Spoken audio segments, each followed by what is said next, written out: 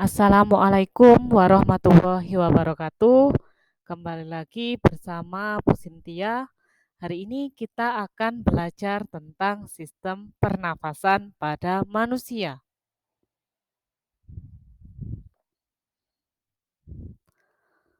Apa sih bernafas itu? Nah, bernafas merupakan proses menghirup udara atau yang kita kenal dengan istilah inhalasi dan juga proses menghembuskan udara atau yang kita kenal dengan istilah eksalasi. Bernafas melibatkan pertukaran udara antara atmosfer dengan udara di dalam alveolus paru-paru.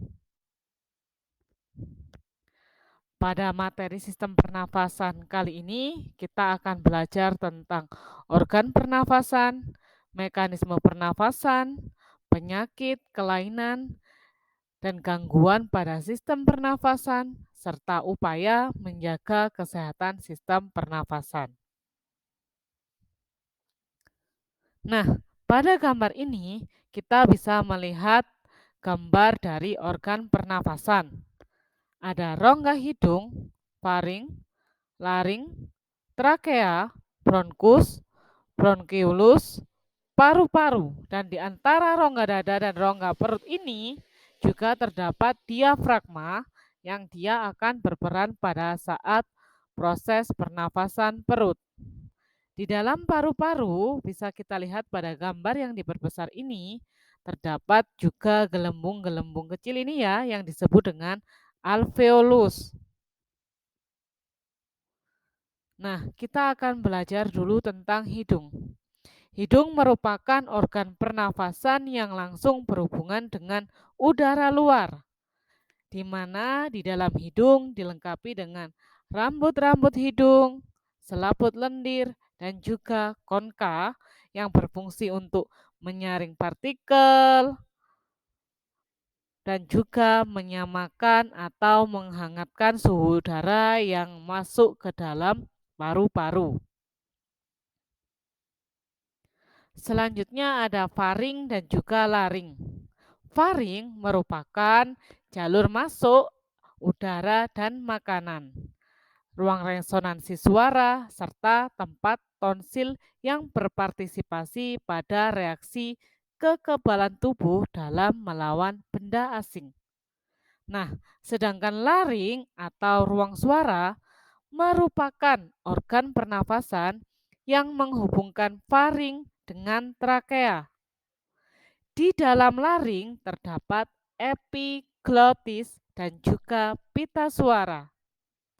Epiglotis ini berupa katup tulang rawan yang berbentuk seperti daun dilapisi sel-sel epitel yang berfungsi menutup laring pada saat kita menelan makanan dan minuman. Nah, selanjutnya udara yang melewati laring dapat menggetarkan pita suara sehingga menghasilkan gelombang suara. Selanjutnya yaitu trakea, bronkus, dan juga bronkiolus. Ini adalah gambar dari trakea, bronkus, dan bronkiolus, di mana trakea merupakan saluran yang menghubungkan laring dengan bronkus. Nah, dinding trakea tersusun dari cincin-cincin tulang rawan dan selaput lendir yang terdiri atas jaringan epitelium persilia, di mana silia pada dinding trakea berfungsi untuk menyaring benda-benda asing yang masuk ke dalam saluran pernafasan. Nah, pada bagian dasar trakea itu bercabang menjadi dua atau yang kita sebut dengan bronkus. Nah, masing-masing bronkus ini masuk ke dalam paru-paru kanan dan paru-paru kiri. Di dalam paru-paru, bronkus ini bercabang-cabang lagi menjadi cabang yang lebih kecil atau kita kenal dengan bronkiolus. Dan selanjutnya adalah paru-paru. Bisa kita lihat pada gambar ya. Paru-paru kita ada paru-paru kanan dan juga paru-paru kiri. Di mana paru-paru kanan terdiri dari 3 lobus, sedangkan paru-paru kiri terdiri dari 2 lobus. Paru-paru dibungkus oleh selaput yang disebut dengan pleura, di mana pleura itu berisi cairan limpa yang berfungsi melindungi paru-paru dari gesekan pada saat paru-paru mengembang dan mengempis. Di dalam paru-paru terdapat bagian yang berperan dalam pertukaran gas oksigen dan juga gas karbon dioksida, yaitu alveolus. Nah, selanjutnya kita akan belajar tentang mekanisme pernafasan. Pada saat kita melakukan pernafasan, terjadi kerjasama antara otot dada, tulang rusuk, otot perut, dan juga diafragma. Di mana diafragma adalah otot yang terdapat di antara rongga dada dan juga rongga perut. Pada saat inspirasi, diafragma dan otot dada berkontraksi sehingga menyebabkan volume rongga dada membesar, paru-paru mengembang, dan udara masuk ke dalam paru-paru. Sedangkan pada saat ekspirasi, diafragma dan otot dada berelaksasi yang menyebabkan volume rongga dada kembali normal, paru-paru kembali normal, dan udara keluar dari paru-paru. Satu kali pernafasan terdiri atas satu kali inspirasi dan juga satu kali ekspirasi. Nah, selanjutnya kita belajar beberapa gangguan, kelainan, atau penyakit pada sistem pernafasan. Yang pertama ada influenza. Nah, influenza ini disebabkan oleh virus.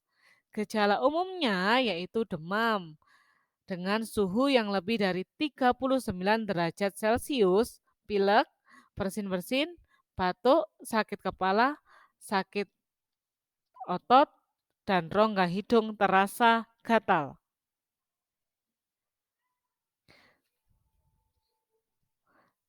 Yang berikutnya ada tonsilitis. Nah, tonsil atau amandel akan menyaring virus dan bakteri yang akan masuk ke dalam tubuh bersamaan dengan makanan atau udara. Apabila daya tahan tubuh dalam kondisi lemah, virus dan bakteri dapat menginfeksi tonsil sehingga dapat menyebabkan penyakit tonsilitis. Gejala tonsilitis yaitu adalah sakit tenggorokan, tonsil mengalami peradangan, batuk, sakit kepala, sakit pada bagian leher, telinga, dan juga demam. Virus yang dapat menyebabkan tonsilitis antara lain yaitu adenovirus, rhinovirus, influenza, dan juga coronavirus. Selain itu, juga ada golongan bakteri yang dapat menyebabkan tonsilitis, yaitu umumnya adalah bakteri Streptococcus. Berikutnya yaitu pneumonia. Pneumonia merupakan infeksi pada bronkiolus dan juga alveolus. Biasanya terjadi karena adanya infeksi dari virus, bakteri, jamur, dan parasit lainnya. Namun pada umumnya pneumonia disebabkan oleh bakteri Streptococcus pneumoniae. Pada paru-paru penderita pneumonia terdapat cairan yang kental. Nah, cairan tersebut akan mengganggu pertukaran gas pada paru-paru. Gejala dari penyakit pneumonia antara lain adalah demam, batuk berdahak, tidak enak badan, sakit pada bagian dada, dan terkadang mengalami kesulitan bernafas.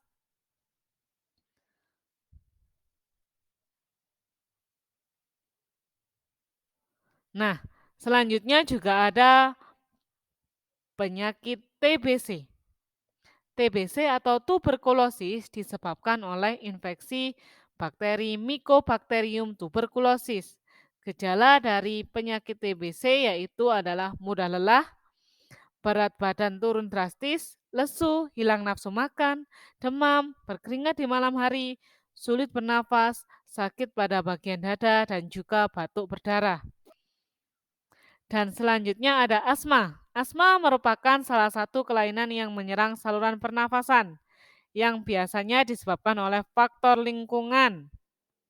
Di antaranya adalah masuknya pemicu alergi di dalam tubuh, misalnya asap rokok, debu, bulu hewan peliharaan, dan lain-lain. Dan juga ada kanker paru-paru.